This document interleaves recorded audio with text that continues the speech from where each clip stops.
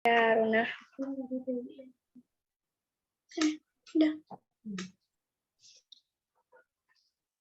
Oke. Kita lanjutkan diskusi kita pada hari ini. Saya minta kepada teman-teman siapa yang ingin menambahkan atau berpendapat mengenai kasus kita pada sebelumnya, boleh di raise hand.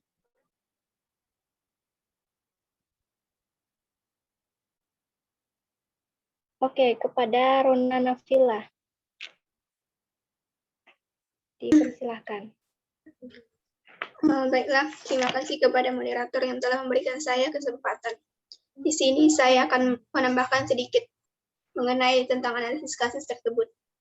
Di mana yang kita ketahui bahwa kurikulum adalah pedoman pelaksanaan pembelajaran untuk mencapai sebuah tujuan tertentu dari pendidikan. Di mana menurut Olivia bahwa kurikulum adalah sebuah bangunan ataupun konsep atau verbalisasi ide yang sangat kompleks atau juga seperangkat ide-ide. Jadi, dapat kita ketahui bahwa kurikulum adalah suatu perangkat dalam pembelajaran yang sangat penting dalam mencapai apa yang kita harapkan.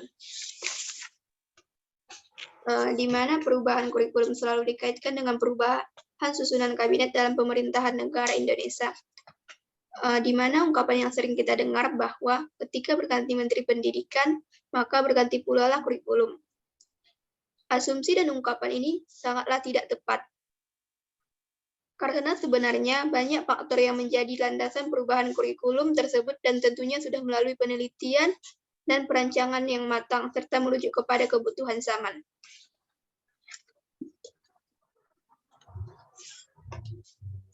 Kurikulum tidak hadir secara tiba-tiba dalam masalah pendidikan secara nasional, di mana kurikulum harus dirancang dan dipersiapkan sebaik mungkin sesuai dengan perubahan serta kemajuan perkembangan teknologi.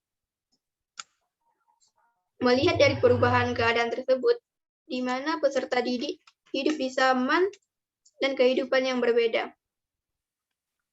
Baik cara berkomunikasi, cara belajar, cara memandang diri dan lingkungannya berbeda pula. Oleh karena itu, pentingnya memahami bahwa peserta didiklah yang menjadi acuan perubahan kurikulum tersebut.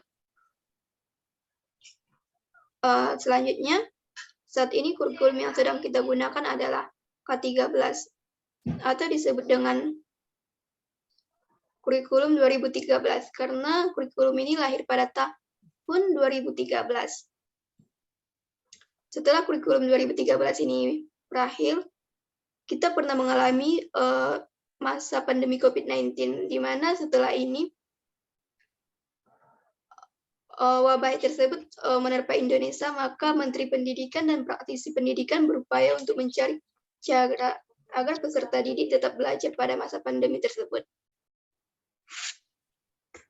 Seiring dengan perkembangan zaman, ada juga yang mengatakan bahwa kurikulum telah berganti lagi menjadi kurikulum merdeka. Sebelum kita membahas tentang kurikulum merdeka, kita harus mengetahui terlebih dahulu apakah itu kurikulum merdeka tersebut. Menurut Nadiem Makarim yang menjabat sebagai Menteri Pendidikan dan Kebudayaan, ia mengatakan bahwa inti dari kurikulum merdeka adalah merdeka belajar. Konsep ini dibuat agar siswa bisa mendalami minat dan bakatnya masing-masing. Seperti kita ibaratkan jika ada dua orang anak dalam satu keluarga memiliki minat yang berbeda, maka tolak ukur yang dipakai untuk menilai tidak sama. Kemudian, anak juga tidak bisa dipaksakan untuk mempelajari suatu hal yang tidak disukainya, di mana kurikulum ini akan memberikan otonomi dan kemerdekaan bagi siswa di sekolah. Dengan demikian, kurikulum merdeka dikembangkan sebagai kerangka kurikulum yang lebih fleksibel, sekaligus berfokus pada materi esensial dan pengembangan karakter dan kompetensi murid. Di mana karakteristik utama dari kurikulum ini mendukung kepada pemulihan belajar. Di antaranya yaitu, pertama, pembelajaran berbasis proyek untuk mengembangkan soft skill dan karakter sesuai dengan profil belajar Pancasila. Yang kedua yaitu, fokus pada materi esensial, sehingga ada waktu cukup untuk pembelajaran yang mendalam bagi kompetensi mendasar seorang siswa. Kemudian yang selanjutnya yaitu fleksibilitas guru untuk melakukan pembelajaran yang terdiferensiasi sesuai dengan kemampuan para peserta didik. Dengan demikian, banyaknya informasi yang diberikan melalui media cetak maupun media online diharapkan juga mampu memberikan informasi dan edukasi kepada publik tentang perubahan kurikulum tersebut. Karena perubahan kurikulum tersebut dapat terjadi karena seiring dengan perkembangannya zaman dan teknologi. Mungkin cukup sekian yang dapat saya sampaikan. Saya kembalikan kepada moderator. Baik, terima kasih kepada Saudari Rona Nafilah. Selanjutnya, adakah dari teman-teman yang ingin menambahkan atau berpendapat? Silakan di Rashan.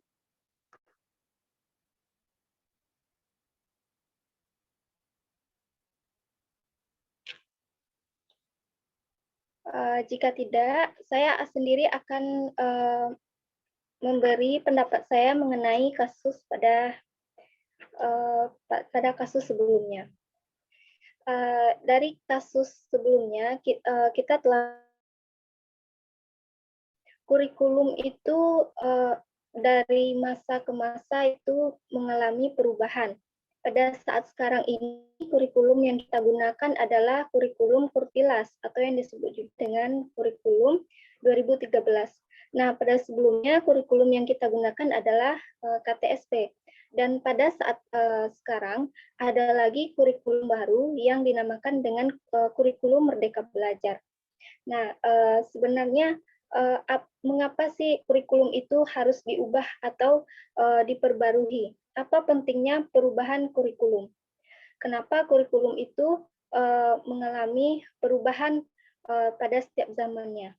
Nah, menurut saya, pentingnya perubahan kurikulum itu untuk menyesuaikan dengan kebutuhan peserta didik dan perkembangan zaman. Kurikulum yang baik itu adalah kurikulum yang sesuai dengan zamannya dan terus dikembangkan atau diadaptasi sesuai dengan konteks dan karakteristik peserta didik demi membangun kompetensi. Nah, perubahan kurikulum ini negatif. Dampak negatif dari perubahan kurikulum ini adalah mutu pendidikan itu dapat menurun dan perubahan kurikulum yang begitu cepat dapat menimbulkan masalah-masalah yang baru seperti menurunnya prestasi siswa. Hal ini dikarenakan siswa tersebut tidak dapat menyesuaikan sistem pembelajaran pada kurikulum yang baru. Nah, itu dampak negatif dari perubahan kurikulum. Kemudian perubahan kurikulum itu juga berdampak positif. Dampak positifnya adalah yang sama-sama kita ketahui, salah satu tujuan perubahan kurikulum itu adalah untuk melengkapi kekurangan-kekurangan yang ada pada kurikulum sebelumnya. Sesuai dengan kasus kita pada sebelumnya yang mengatakan sebenarnya kurikulum itu tidak diganti, akan tetapi adanya penyisipan-penyisipan tertentu. Nah, di sini maksud saya dampak positifnya itu adalah kurikulum yang mengalami kurikulum sebelumnya yang terdapat kekurangan dengan adanya perubahan kurikulum berganti dengan yang baru, maka dapat melengkapi kekurangan-kekurangan dari kurikulum sebelumnya. Jadi dari hal tersebut, apa yang harus dilakukan guru dalam menghadapi perubahan kurikulum? Menurut pendapat saya, jika terdapat perubahan kurikulum, guru harus bisa mengimplementasikan kurikulum dalam satuan pendidikan dengan tepat dan dapat mendalami kurikulum yang berlaku agar tujuan pendidikan bisa tercapai. Nah, di sini sangat diperlukan peran guru dalam perkembangan kurikulum. Kemudian kita sudah mengetahui bahwa kurikulum itu akan mengalami perubahan setiap perkembangannya. Nah, jadi di sini peran guru sangat dibutuhkan. Sebelumnya kita telah diberi tugas ya untuk mengenai materi ini, yaitu kurikulum. kita diberi tugas ngeresum ya sama dosen, dan di situ terdapat peran guru. Nah, jadi peran guru dalam perkembangan kurikulum, dalam perubahan kurikulum itu sangat diperlukan. Yang pertama, guru berpartisipasi dalam pengembangan kurikulum. Dan yang kedua, guru harus melakukan pendekatan kurikulum. Yang ketiga, guru dan yang keempat, guru harus memupuk hubungan timbal balik yang harmonis dengan siswa. Nah, di peran guru itu ada yang disebut dengan implementers, yaitu guru berperan sudah ada. Jadi jika terjadi perubahan kurikulum, di sini guru harus salah satunya ya, guru harus memupuk hubungan timbal balik dengan yang harmonis dengan siswa. Jadi di sini guru itu harus memahami perubahan dari kurikulum tersebut, dan kemudian siswa juga harus bisa menyesuaikan kemampuannya dengan adanya perubahan dari kurikulum. Mungkin sekian yang bisa saya berikan pendapat saya. Kemudian saya ucapkan terima kasih, dan selanjutnya kepada teman-teman, ada yang ingin memberikan pendapatnya mengenai kasus kita hari ini. Jika ada, silahkan di raise hand.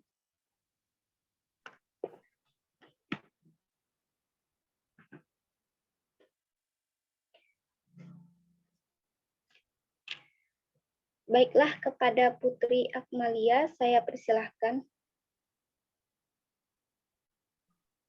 Baiklah, terima kasih atas kesempatannya. Bismillahirrahmanirrahim. Assalamualaikum warahmatullahi wabarakatuh. Perkenalkan, nama saya Putri Akmalia dari Prodi Pendidikan Luar Biasa. Baiklah, di sini saya ingin memberikan sedikit hasil dari pemikiran saya, yaitu tentang faktor positif dan negatifnya. Kurikulum ini akan merupakan salah satu faktor yang menentukan keberhasilan sekolah dalam mencapai tujuan pendidikan.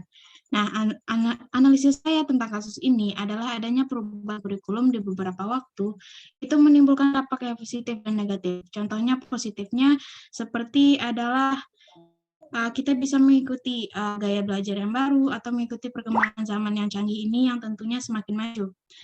Terus dampak negatifnya itu seperti tidak meratanya penyebaran kurikulum, terutama untuk wilayah terpencil yang ada di Indonesia. Dan juga yang menyebabkan kurang mampunya anak-anak untuk mengikuti kurikulum yang baru ini. Ini juga bisa disebabkan oleh kurangnya fasilitas yang ada di lingkungan mereka karena tidak meratanya tersebut. Baiklah, sekian, terima kasih. Wassalamualaikum warahmatullahi wabarakatuh. Waalaikumsalam warahmatullahi wabarakatuh. Terima kasih kepada Putri Akmalia. Dan masih adakah dari teman-teman yang ingin berpendapat?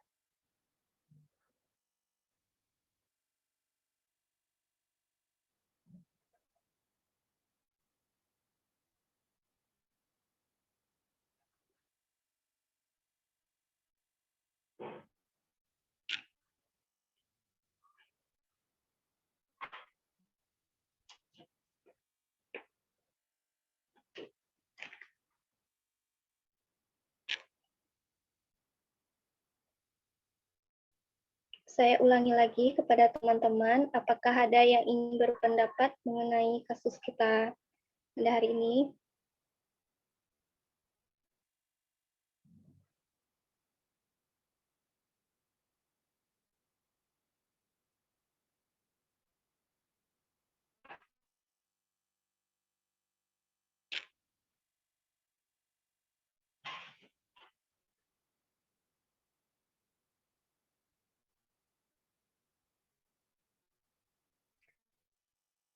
Baiklah, sepertinya tidak ada yang ingin memberikan pendapatnya lagi. Apakah kita cukupkan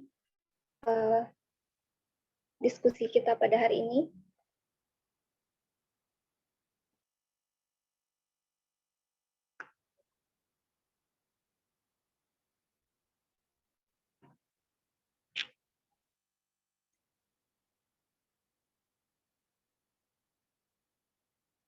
Kalau nggak ada lagi, Mi, bisa deh kayaknya ditutup aja. Oke. Baiklah, sepertinya tidak ada lagi dari teman-teman yang ingin menambahkan pendapatnya. Sekarang, baiklah, saya akan menutup diskusi kita pada hari ini.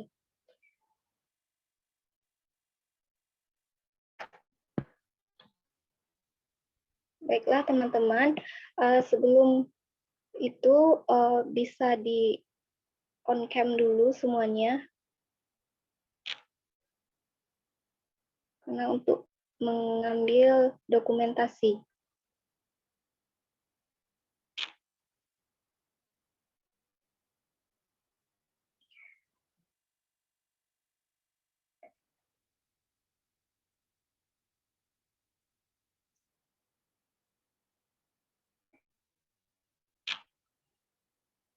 Baiklah teman-teman, mungkin kita cukupkan diskusi kita pada hari ini. Dan saya sebagai moderator, mohon maaf jika banyak kesalahan kata, dan kemudian saya kembalikan kepada Rona Nafilah.